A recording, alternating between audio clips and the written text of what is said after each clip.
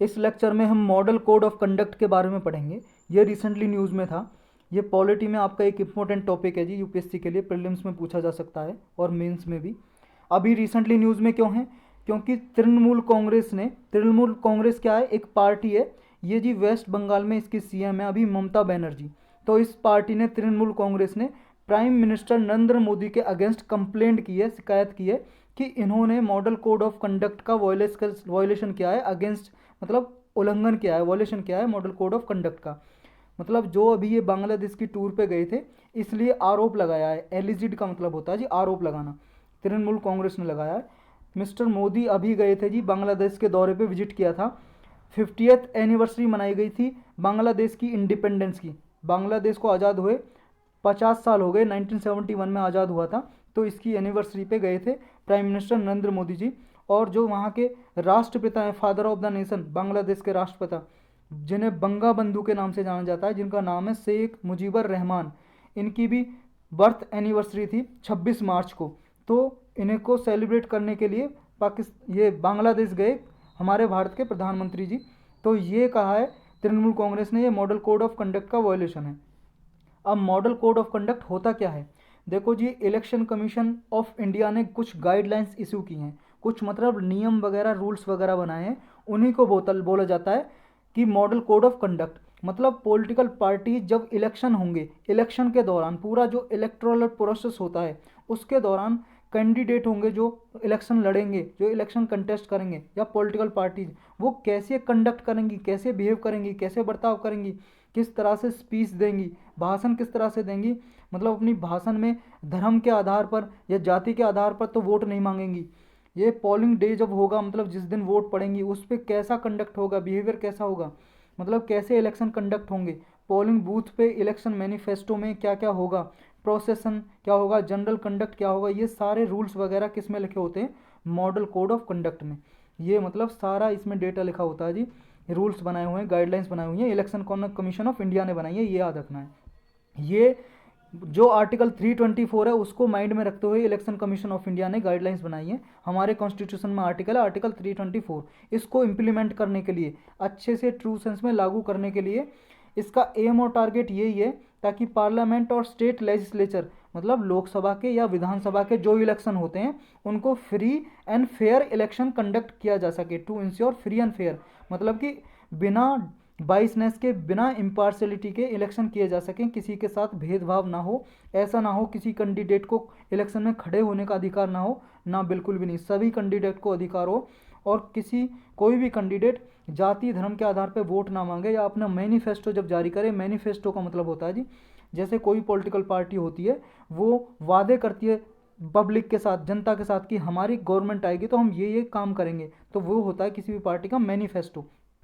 तो इसमें कोई भी ऐसी उल्लंघन ना करे, वायलेशन ना करे, जो भी कि उसको भी मतलब जो कंडक्ट ऐसा हो जो अगेंस्ट हो। तो ये सारी गाइडलाइंस होती हैं मॉडल कोड ऑफ कंडक्ट में। और ये मॉडल कोड ऑफ कंडक्ट ये फोर्स में कब आता है? When it comes into force. ये फोर्स में तब आता है जी जब इलेक्शन कमीशन ऑफ इंडिया जब अनाउंसमेंट कर देते हैं कि इलेक्शंस ड्यूल। एक चीज़ याद रखनी है, इलेक्शंस ड्यूल की बात हो रही है, एक होता है जी इलेक्शन नोटिफिकेशन। देखो इलेक्शंस ड्यूल होता है, इलेक्शंस ड्यूल हो गया जी, इसे करता है election commission of India, issue करता है। इसे करता है, मान लो इस दिन रख दिया कि अगले महीने में 20 मई से इलेक्शन होंगे, ये हो गया जी इलेक्शंस ड्यूल। और एक होता है इलेक्शन नोटिफिकेशन। ये इलेक्शन नोटिफिकेशन होता है जब कोई भी कैंडिडेट जो इलेक्शन कंटेस्ट करना चाहता है, इलेक्शन लड़ना चाहता है, वो अपना फॉर्म भर सकता है, फॉर्म भर सकता है।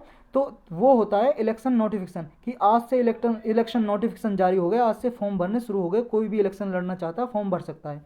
तो ये इलेक्शन नोटिफिकेशन जारी करते हैं प्रेसिडेंट, याद रखना, प्रेसिडेंट इलेक्शन नोटिफिकेशन जारी करते हैं। और इलेक्शन ड्यूल कौन करता है? Election commission of India. Statement में ये भी देके पूछा जा सकता है, इलेक्शन ड्यूल कौन करता है जारी, और इलेक्शन नोटिफिकेशन कौन इशू करता है। तो इलेक्शन ड्यूल जब इलेक्शन कमीशन ऑफ इंडिया करते हैं, तब से ही इंप्लीमेंट हो जाता है, लागू हो जाता है मॉडल कोड ऑफ कंडक्ट। अब ऑटोमेटिकली इन फोर्स में आ जाता है जी ये। और कब तक रहता है? Till the end of electoral process, मतलब जब तक इलेक्टोरल प्रोसेस खत्म नहीं हो जाता तब तक ये लागू रहता है। और इलेक्टोरल प्रोसेस कब खत्म होता है? जैसे इलेक्शन हो गए, और इलेक्शन के बाद जब रिजल्ट आ जाएगा इलेक्शन का, तब इलेक्टोरल प्रोसेस पूरा हुआ माना जाता है। तो उसके बाद ही कोई पॉलिटिकल पार्टी, मान लो जैसे अभी बीजेपी की गवर्नमेंट है, इलेक्शन चल रहे हैं वेस्ट बंगाल में विधानसभा के, तो बीजेपी क्या जी कोई भी ऐसी स्कीम या योजना नहीं अभी जारी नहीं करेगी, घोषित नहीं करेगी वेस्ट बंगाल के लिए कि अभी कोई मान लो योजना चला दे, हम सबको फ्री में लैपटॉप देंगे, सबको फ्री में साइकिल देंगे, ऐसी कोई योजना नहीं चला सकती तब, क्योंकि अभी मॉडल कोड ऑफ कंडक्ट लागू है। तो इस तरह से कोई भी स्कीम योजना नहीं बना सकती वेस्ट बंगाल के लिए जहाँ जहाँ पे इलेक्शन है। अगर जनरल इलेक्शन होंगे लोकसभा के तो पूरी कंट्री में ही कुछ नहीं किया जा सकता, स्कीम योजना नहीं चलाई जा सकती जब तक model code of conduct enforce में है, लागू है। और मॉडल कोड ऑफ कंडक्ट को बोलते हैं हिंदी में आचार संहिता। क्या बोलते हैं? आचार संहिता। तो ये याद रखना जी, कोई स्कीम योजना लागू नहीं कर सकती तब तक रिजल्ट नहीं आ जाता है। अब इसका स्टेटस क्या है जी, क्या इसके लिए कॉन्स्टिट्यूशन में कोई प्रोविजन है? देखो जी, आर्टिकल 324 को लागू करने के लिए ये रूल बनाए, लेकिन ऐसा कहीं पे लिखा नहीं हुआ कि मॉडल कोड ऑफ कंडक्ट होगा, पूरे कॉन्स्टिट्यूशन में, संविधान में कहीं नहीं लिखा हुआ, और ना ही कोई लॉ बनाया हुआ जी, कानून। एनी स्पेसिफिक स्टेचुटरी बेसिस भी नहीं है जी, not have any statutory basis, कोई कानून लॉ वगैरह कुछ नहीं है मॉडल कोड ऑफ कंडक्ट के लिए, और ना ही कोई रूल्स वगैरह जी है जी कॉन्स्टिट्यूशन में। ये केवल और केवल इलेक्शन कमीशन ऑफ इंडिया ने बनाए हैं रूल्स फॉर इलेक्टोरल मॉडलिटी, के जो इलेक्टोरल प्रोसेस होगा, इलेक्शन होंगे, वो नैतिकता के साथ हों, तो ये वगैरह रूल बनाए ताकि कोई भी फ्रॉड वगैरह ना हो। ये कमीशन ऐसा इंश्योर करता है, इलेक्शन कमीशन ऑफ इंडिया। अब इसका इवोल्यूशन कहाँ से होता है जी, कब से बनता है ये इलेक्शन कमीशन ऑफ इंडिया, कब बनाया ये? फर्स्ट टाइम बनाया जी 1971 का, जब 5th इलेक्शन हुए थे, जनरल इलेक्शन लोकसभा के, तब ये लागू किया मॉडल कोड ऑफ कंडक्ट। तब ये इलेक्शन कमीशन ऑफ इंडिया ने बनाया फर्स्ट टाइम 1971 में, और तब से टाइम टू टाइम इसको रिवाइज करता रहता है इलेक्शन कमीशन ऑफ इंडिया, कुछ कुछ और भी रूल्स वगैरह जोड़ता रहता है इस गाइडलाइंस में। और ये इसलिए कराया, और इसमें सारी जो पॉलिटिकल पार्टी हैं जी उनकी कंसेंसस के साथ बनाया, वो सारी मानती हैं कि हाँ हम इस मॉडल कोड ऑफ कंडक्ट को लागू करेंगे। Model of code of conduct में ये भी आता है जी, मान लो कोई करप्ट प्रैक्टिसेस, इलेक्टोरल ऑफेंसेस वगैरह करते हैं जी, मान लो कि जैसे मान लो कोई बूथ, इलेक्शन बूथ हो रहा है जी, मान लो पोलिंग बूथ है, जो इलेक्शन हो रहे हैं कहीं पे, और ये मशीन रखी है, कोई मशीन को चुरा के ले जाए, उड़ा के ले जाए कोई पॉलिटिकल पार्टी, या डिब्बा रखा जी जिसमें बैलेट पेपर डाले जा रहे हैं वोट डाल के, तो इसको ही फ्रॉड से उठा के ले जाए और खुद वोट कर दे, तो ये भी सारे मॉडल ऑफ कोड कंडक्ट का वॉयलेशन होता है जी, करप्ट प्रैक्टिसेस वगैरह में आते हैं ये। इसमें क्या क्या कंटेन है जी, what it contains, model of conduct में इसके फीचर्स हैं जी, इसमें पॉलिटिकल पार्टीज़ को क्या क्या रूल्स वगैरह, नियम वगैरह मानने पड़ेंगे during the process of election, मतलब कंटेस्टिंग जो कैंडिडेट हैं और पॉलिटिकल पार्टीज़ हैं उनके लिए रूल और कंडक्ट हैं जी, इसमें कैसे बिहेव करेंगी इलेक्शन के दौरान, मतलब जब जनरल कंडक्ट कैसा होगा, कैसे वो मीटिंग करेंगी, कैसे मतलब जो मीटिंग वगैरह करेंगी, जो उनकी सभाएं होती हैं, रैली होती हैं, उनके रिगार्डिंग कुछ रूल्स वगैरह जी इसमें।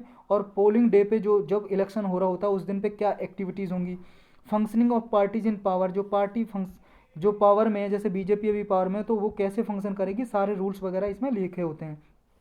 इसका जो इन्फोर्समेंट है कैसे होता है जी, देखो इलेक्शन कमीशन ऑफ इंडिया ही करता है जी, उसकी एक जॉइंट टास्क फोर्स बनाता है इलेक्शन कमीशन ऑफ इंडिया इसको इन्फोर्स करने के लिए, मतलब लागू करने के लिए, और एक फ्लाइंग स्क्वाड बनाता है।